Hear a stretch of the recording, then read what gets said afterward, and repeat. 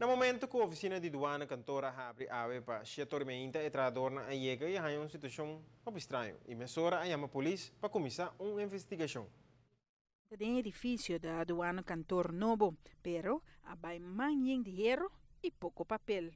Na 30 tem edifício de douana novo que está querendo banidar e caminha com ordenar na com 4 clãs.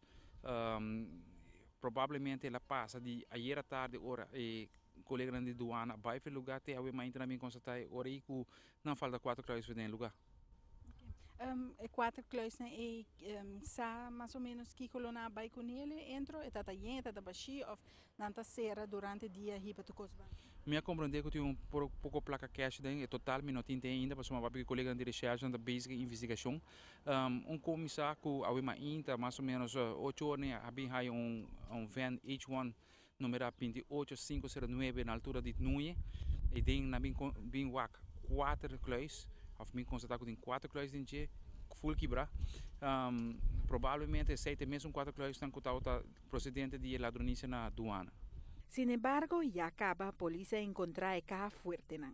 A auto na baía de um estado que malhechor não põe barranca de betró tanto lá que vai de monte e na habitante na de bairro já mas sentar lá posse e caminho que patrulha na sai vai de direção.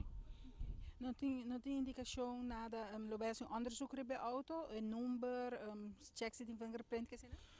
Lo que me pisa já acaba que o número de auto tá klopt que auto e te sinaleu comissário nosso checo central post não tem nada de ladronice de dicho auto. Departamento forensico de corpo policial acaba essa investigação acaba check spor na riba auto mas espera que nós pode dar riba malhechor.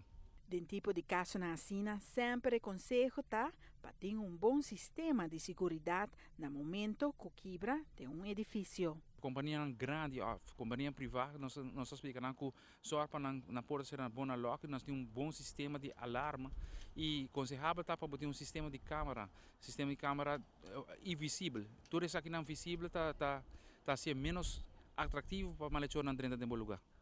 Para a ATV Canal G5, Amita Farah Bukhout.